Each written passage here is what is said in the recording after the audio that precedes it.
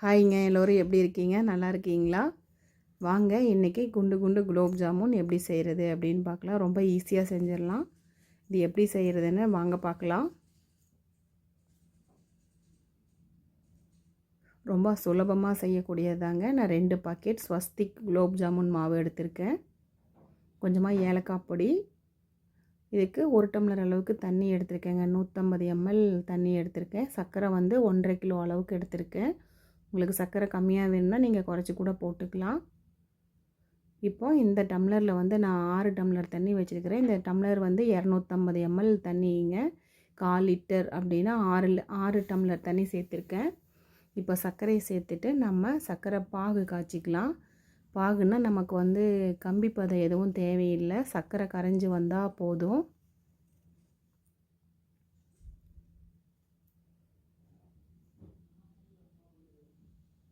இப்போ அடுப்பை பற்ற வச்சுட்டு பாகு காய்ச்சிக்கலாம்.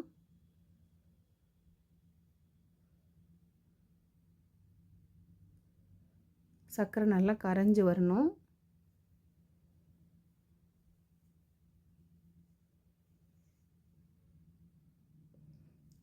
அது பாகு ரெடி ஆகிட்டு இருக்கட்டுங்க. நாம் வந்து மாவு பிசைஞ்சிக்கலாம்.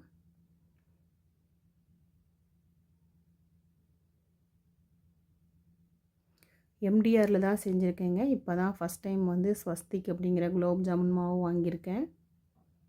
இதுவும் ஒரு பாக்கெட்டுக்கு ஒரு பாக்கெட் ஃப்ரீ தான். எம்டிஆர் வாங்கினோன்னாலும் ஒரு பாக்கெட்டுக்கு ஒரு பாக்கெட் ஃப்ரீ தருவாங்க. இதுலேயும் வந்து ஒரு பாக்கெட்டுக்கு ஒரு பாக்கெட் ஃப்ரீ தான். இப்போ வந்து கட்டி இல்லாமல் நல்லா கலந்து விட்டுறலாம். சளிச்சு எடுக்கிறதுனா கூட சளிச்சு எடுத்துக்கலாம். நான் கையிலேயே வந்து கட்டியெல்லாம் உதுத்து விட்டுக்கிறேன்.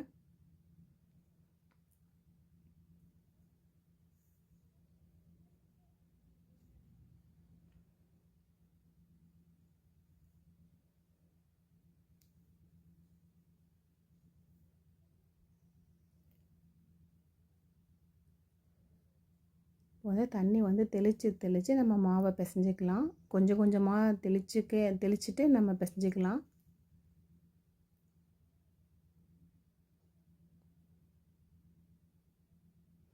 ஏன்னா இந்த மாவு வந்து ரொம்ப சாஃப்டாக இருக்கும். நிறைய தண்ணி சேர்த்துடக்கூடாது. கொஞ்சம் கொஞ்சமாக சேர்த்துக்கலாம்.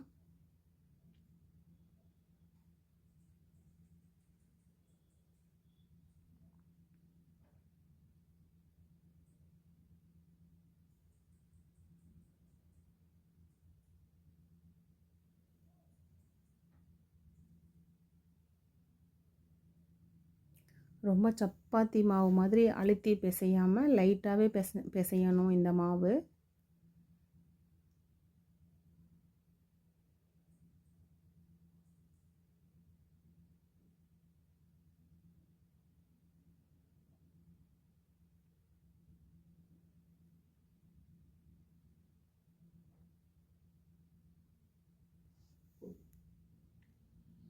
நூற்றம்பது ml தண்ணி வந்து 2 பாக்கெட் மாவுக்கு வந்து கரெக்டாக இருந்தது.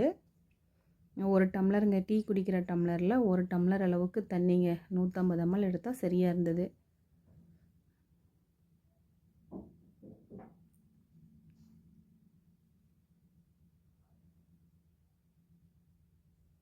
அந்த மாவு அப்படி கையில் ஒட்டாமல், நம்ம பவுல்லேயே ஒட்டாமல் அளவுக்கு நம்ம பிசைஞ்சிட்டே இருக்கணும்.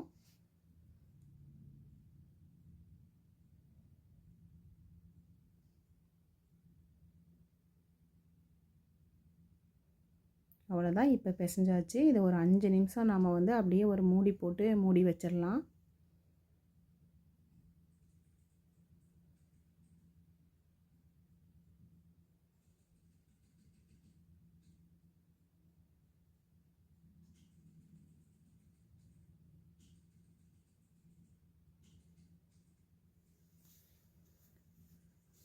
இந்த அளவுக்கு கையில் ஒட்டாமல் இருக்கணுங்க.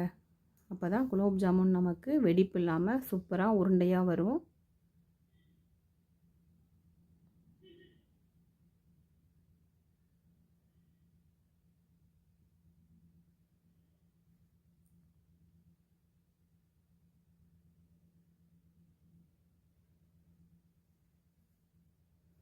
ஒரு 5 நிமிஷம் ஊறினா போதும், நம்ம உருண்டை பிடிச்சிக்கலாம். இப்போ 5 நிமிஷம் ஊறிடுச்சு. இப்போ வந்து நம்ம நெய் இல்லைன்னா ஆயில் ஏதாவது வச்சு கையில் தடவிட்டு நம்ம உருண்டை பிடிச்சி எடுத்துக்கலாம்.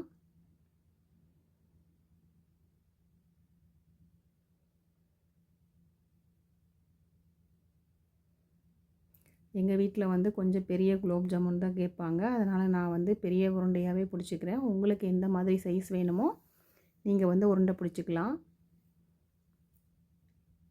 நம்ம எல்லா மாவையும் உருண்டை பிடிச்சி எடுத்துக்கலாம்.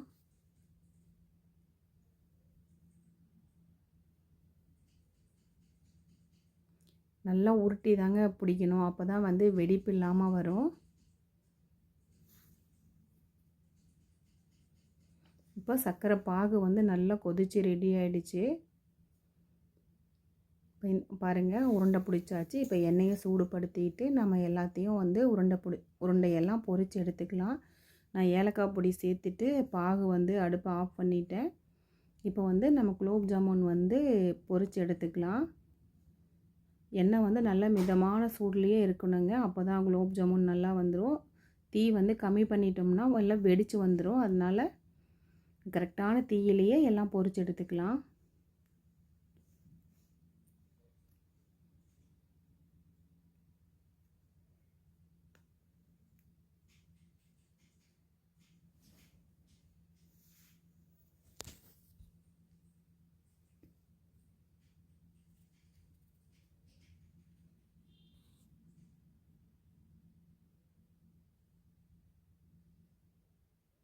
நல்லா 2 பக்கமும் திருப்பி போட்டு நல்லா கலர் மாறுற வரைக்கும் வேக வச்சு எடுத்துக்கலாம்.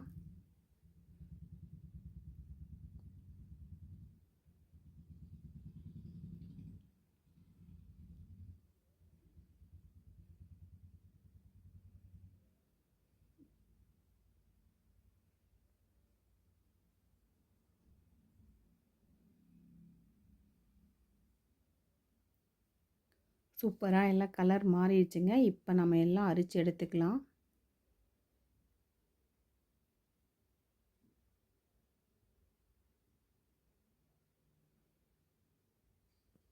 எண்ணெய் வடிஞ்சதுக்கப்புறம் நம்ம பாகில் சேர்த்துக்கலாம் அப்படியே.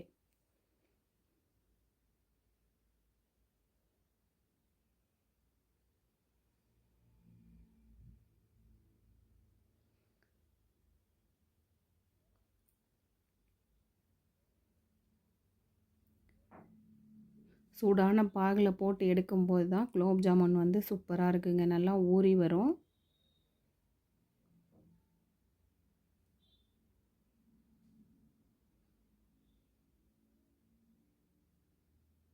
இதே மாதிரி எல்லா உருண்டையும் நம்ம பொரிச்சு எடுத்துக்கலாம்.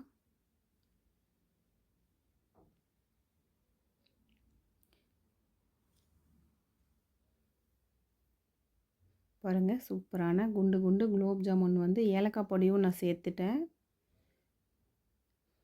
வச்சிருக்கிற உருண்டை எல்லாமே போட்டு எடுத்தாச்சு. சூப்பரான குண்டு குண்டு குலோப் ஜாமுன் வந்து ரெடி ஆகிடுச்சுங்க. நீங்களும் இதே மாதிரியே செஞ்சு பாருங்கள். செஞ்சு பார்த்துட்டு எப்படி இருக்குது அப்படின்னு கமெண்ட்டில் சொல்லுங்கள்.